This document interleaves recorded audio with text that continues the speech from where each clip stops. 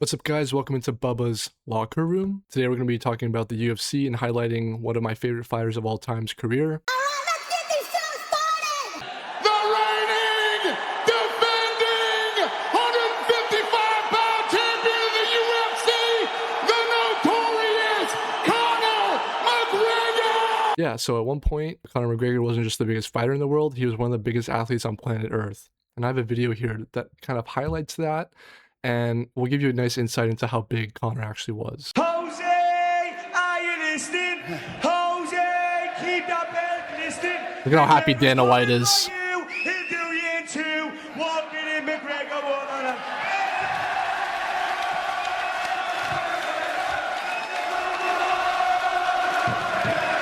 Electric, dude. Chills. Walking in McGregor Wonderland, there's only one Conor McGregor. So yeah, Conor became a UFC champion, then he became a double champion. He made hundreds of millions of dollars. He fought Floyd Mayweather, he built a business empire. But then the wins started to slow down, the injuries started piling up, and the controversies out of the Octagon were becoming headline stories. And the big star in MMA became one of the biggest what-ifs in sports history. So how did Conor McGregor rise so high and fall so far? Let's start at the very beginning. Conor McGregor grew up in Crumlin, Dublin. He started training in martial arts as a teen and turned professional in 2008. Conor wasn't just a talented fighter, he knew how to sell a fight, which is one of the most important things in the fight game. He talked a lot of shit. He predicted his victories, he got inside his opponent's heads, and when he arrived in the UFC in 2013, the whole world started to pay attention, and the Notorious was born. Then comes the Jose Aldo fight. Aldo, at the time, was one of the most dominant fighters in MMA history, and Conor predicted he'd knock him out, but nobody believed him. The fight starts, Aldo rushes forward, and Conor hits him square in the jaw with his iconic left hand. 13 seconds. That's all it took for Conor to become the UFC featherweight champion of the world. And he wasn't satisfied with only one belt. So in 2016, Conor moves up to lightweight to fight Eddie Alvarez, and he put on a masterclass. He knocked Alvarez down multiple times and finished him in the second round. And Conor McGregor had become the first fighter in UFC history to hold two titles simultaneously. I just want to say from the bottom of my heart, I'd like to take this chance to apologize to absolutely nobody. The double champ does what the he wants. He was the featherweight champion and the lightweight champion. He'd officially conquered MMA. And that's just facts. So naturally, he could do whatever the fuck he wanted. And he went looking for his next challenge, Floyd Mayweather. Yeah, Conor McGregor challenged Floyd Mayweather to a boxing match. At the time, Floyd Mayweather was undefeated.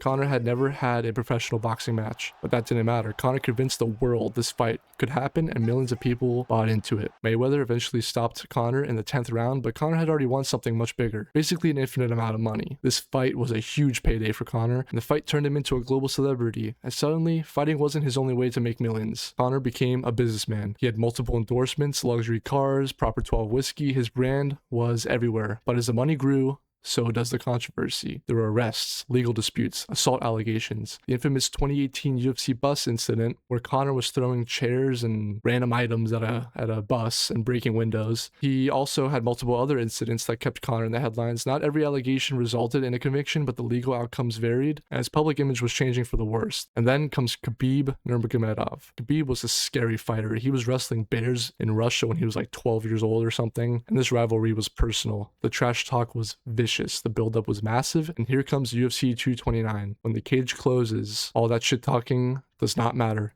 Khabib takes Conor down, controlled him, and submitted him in the 4th round. There was one point in the fight where Khabib was literally laying on Conor, just punching him in the head, talking so much shit to his face, and it made Conor look human. Conor lost. And so Conor, didn't want to be finished with that fight, so he comes back in 2020 against Donald Cerrone, and for 40 seconds, he looked like the old Conor. He TKOs him. Everyone thought, oh, Prime Conor's back. But Dustin Poirier has something to say about that. Poirier beats him. They run it back for the trilogy, and Conor breaks his leg in a horrific fashion and lays on the ground with one of the most famous post-fight interviews of all time with Rogan. Your wife is in me DMs, hey baby. And yeah, another loss, another long recovery for Conor. And then the 5-year hiatus. Conor disappears for 5 years and the UFC moves on. There's new champions, new stars, new contenders. Conor always promised one thing, a big comeback. And in 2026, he finally got it. The opponent was Max Holloway, a fighter Conor had beaten 13 years earlier. It was the perfect comeback story until it wasn't. I watched this fight live and my night was ruined because of this fight, because In just 69 seconds, Conor suffers a serious knee injury and the fight was stopped. He tried to do a jumping leg kick right when the fight started and his knee buckled underneath him and he just couldn't stand anymore. So yeah, another loss, another injury, and another comeback that ended before it really even happened. So yeah, as a fighter, did Conor really succeed? Yes, he has one of the most storied careers in UFC history, built the UFC to what it is today. But there's an old sports saying that Father Time is undefeated. So yeah, Conor can, become as famous as he wants. He can have unlimited money, but at the end of the day, he couldn't stop time. And he couldn't stay in his prime forever, couldn't fight forever. And eventually, those injuries started taking its toll on him. And yeah, who knows, he wants to fight again in 2027 or 2028. He does have one last fight on his UFC contract, so who knows, maybe he can go out with a bang. All right, guys, we actually have a special call-in today. I was able to get Conor McGregor to call in. Conor, what's going on with you, man? How you been? What's going on, mate? Yeah, what's the crack? The crack is good. The crack is good. What you been up to now that your knee's blown out, huh? Fucking blew my leg in half, mate. It's fucking ridiculous. But Conor McGregor's still here to be as in. All right, well, are you planning on having a comeback fight or what? Or are you hanging up the gloves this time? Come back on my Johnson, man. Get out. Boppy the Toro's head off. Boop, boop, boop, boop, boop. So that's going to wrap it up for today's UFC career breakdown video. Thanks for watching and listening. Stay safe out there, guys. Peace out.